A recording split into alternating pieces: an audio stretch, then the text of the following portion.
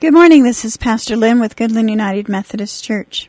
As we continue our look at God's righteousness and our work of justice, we are taken back to the Old Testament this morning. The book of Isaiah, 51st chapter, and the first 8 verses. Listen to me, you that pursue righteousness, you that seek the Lord. Like to the rock from which you were hewn, and to the quarry from which you were dug. Look to Abraham your father, and to Sarah who bore you. For he was not one but when I called him, but I blessed him and made him many. For the Lord will comfort Zion, he will comfort all her waste places, and will make her wilderness like Eden, her desert like the garden of the Lord. Joy and gladness will be found in her, thanksgiving and the voice of song. Listen to me, my people. Give heed to me, my nation, for a teaching will go out from me, and my justice for a light to all people. I will bring near my deliverance swiftly. My salvation has gone out, and my arms will rule the people of the earth.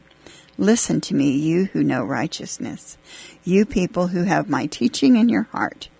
Do not fear the reproach of others, and be not dismayed when they revile you. For my deliverance is at hand. Well, here we are. That's the way I raised you. Have you ever heard that line? Maybe you heard that phrase once or twice when you were a kid. Whether you were putting your elbows on the table when you ate, or putting a frog in your sister's pillowcase, there was most likely some point in history when you did something your parents thought you shouldn't do. Now that you're all grown up, you can probably look back and see all the ways that you are like your parents. A lot of these similarities are good. That's because parents are incredibly important to how our attitudes and our actions are shaped as children. Isaiah told the people of Israel to look to their spiritual ancestors, people like Abraham and Sarah. They are called to imitate their faithfulness. Abraham was made righteous by God according to his faith and trust in God, which enabled him to follow God's will at all times.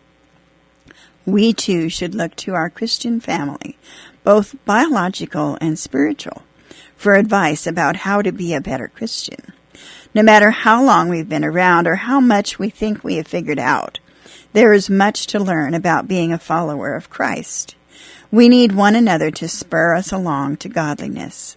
So I invite you today to pray for other Christians, to encourage them, to give God the praise for all the God parents provided in your life. Have a good and godly day. This is Pastor Lyn from Lyn Methodist Church.